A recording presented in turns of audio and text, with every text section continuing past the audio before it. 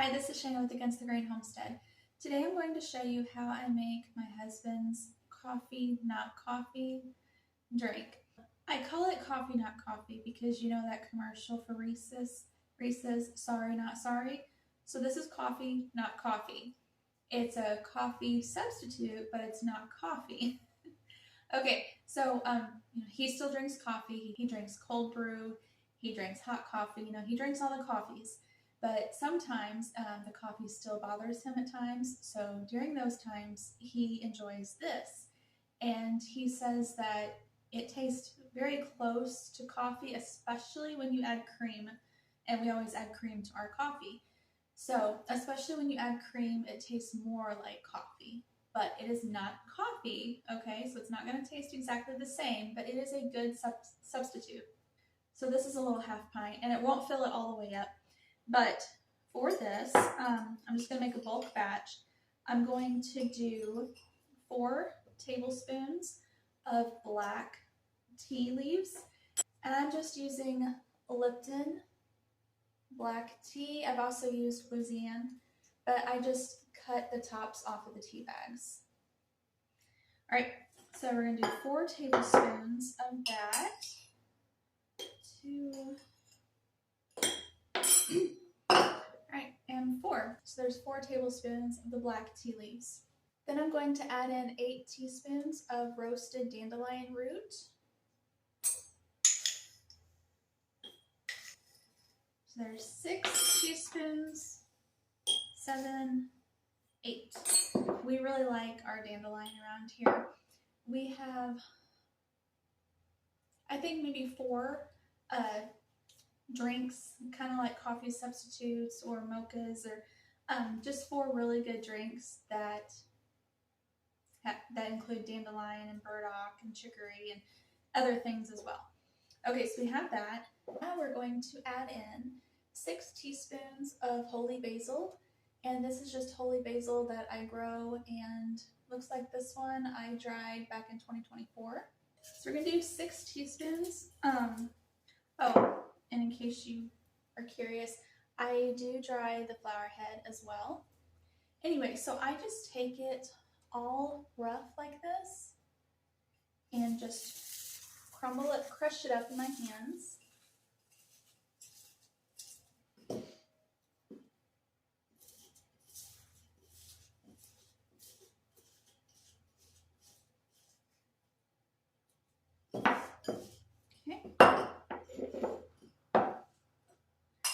So 6 teaspoons, that's a couple tablespoons. Almost. Just give it another little bit here. Okay. All right. And holy basil smells so good. Then we'll add a teaspoon of ground cinnamon.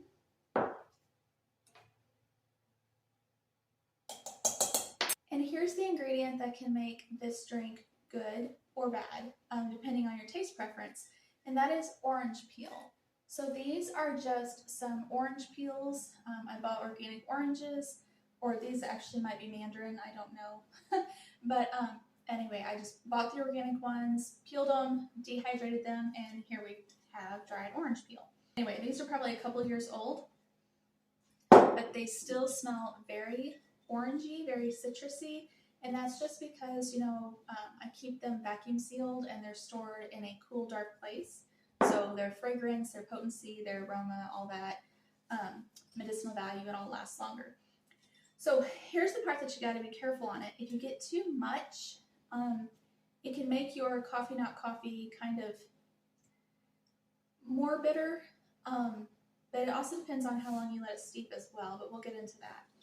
But the best way that he likes it when I first started making this was when I was like fine-tuning the quantities and such, I would just take the orange peel and I would just break it up into little bits, just like the size of what my thumbnail could get, and break off. So you can see that's about the size.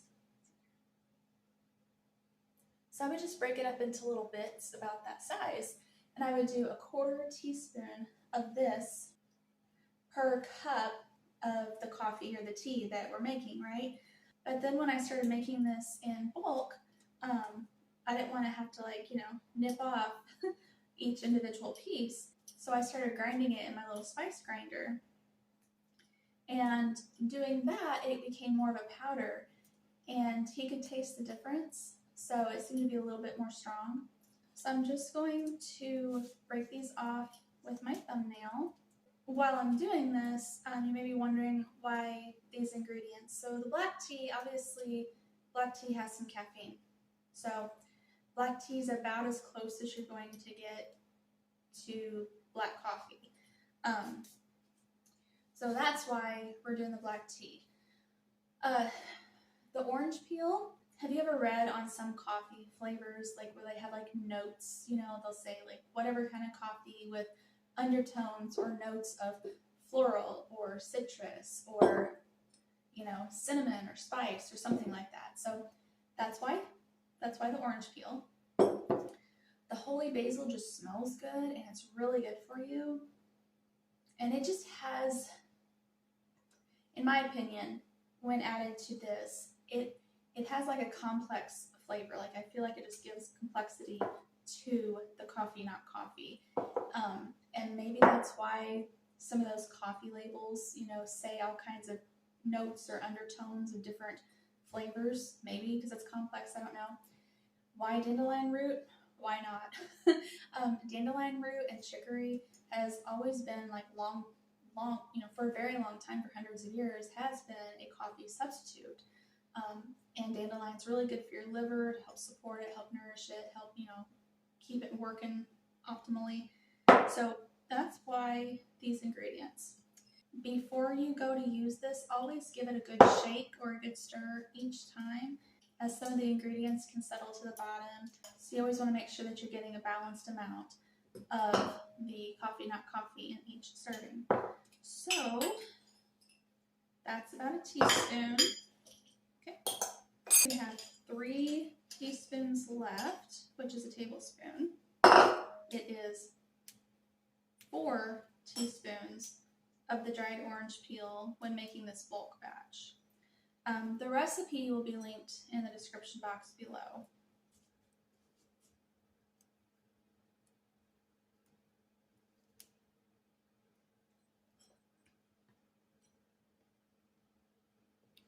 Okay, so here's a total of 4 teaspoons of the orange peel.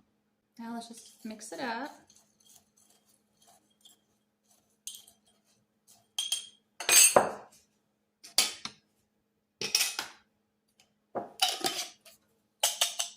Just give it a good shake.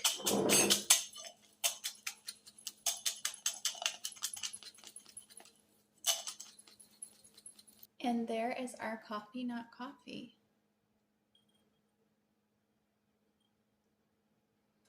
Smells so good. How to make this?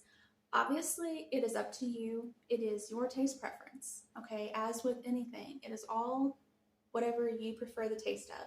So we like to do 2 to 2.5 teaspoons of this into 1 cup, which is 8 ounces of water, okay? When I say a cup, I don't mean like a tall drinking glass. I don't mean one of those big honking mugs. I mean an actual 8-ounce cup, measuring cup, that amount. So 2 to 2.5 teaspoons of this per 8 ounces of boiled water. So what you do is you boil some water. You put 2 to 2.5 teaspoons, but start off with 2 until you know if you like it stronger or whatever. So you put 2 to 2.5 teaspoons of this into a little tea basket. And then when your water has boiled, you pour your 8 ounces of boiling water over this that's in your tea basket. You cover it, and then you let it steep for 5 to 7 minutes. The longer you go, the more bitter it'll be. Of course, the less you go, the more weaker it'll be. 5 minutes, 6 minutes is pretty good. But again, it's up to you. And then after it has steeped for 5 to 7 minutes, of course, you'll remove it because it'll just get stronger. So remove this from your cup, and you can sweeten it with sugar if you want, maple syrup. You can add whatever kind of creamer, if anything. You can drink it plain as it is. It's still good like that. But the only thing that we do is we just add raw, fresh cow's cream, skimmed off of our raw milk, and we just add it to that. And when you do that, especially if you're used to having cream with your coffee, it actually tastes like coffee.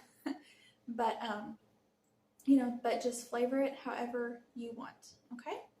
And it's 12:30 right now in the afternoon, so I'll go ahead and I'll prepare a cup for you so you can kind of see what it looks like, and I hope you enjoy it. Also, feel free to add more or less of each ingredient, omit things, add other things in, decrease or increase the steep time, decrease or increase the amount that you use. It's totally up to you. Okay, so now we're going to make a cup of this tea. So this is just your standard typical coffee cup. Gonna put our little tea basket in there. Then we have our coffee, not coffee.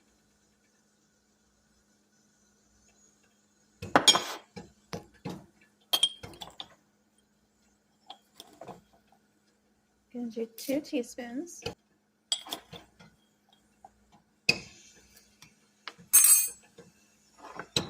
Then you can hear my water right next to me boiling.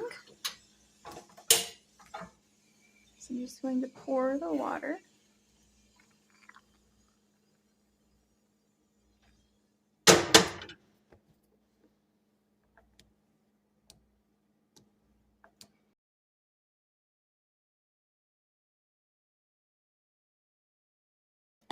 And I just move it around like that with the little spoon thing, and then do this just to make sure that each particle of the tea is coated with water.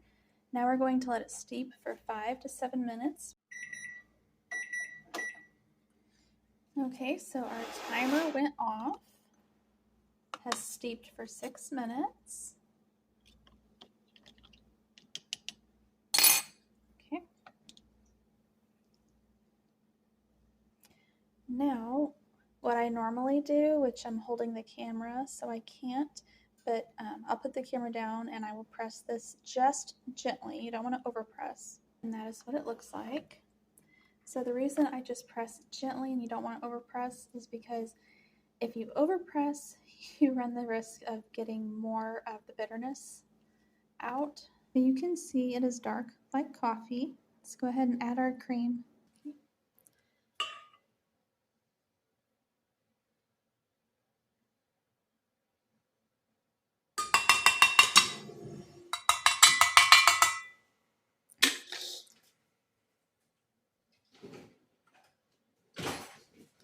So that's probably a couple tablespoons of cream.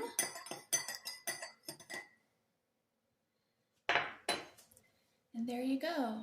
That is how my husband drinks his coffee, not coffee. And I hope you enjoy it as well. All right, babe. There's your coffee, not coffee. Tell the people about it. Well, from time to time, coffee gives me indigestion, and my sweet wife knows how I love coffee, so she made me a substitute. She calls it coffee, not coffee, and it's actually pretty satisfying. It reminds me of the taste of coffee and with a little bit of cream, and it's enjoyable and satisfying. It's good.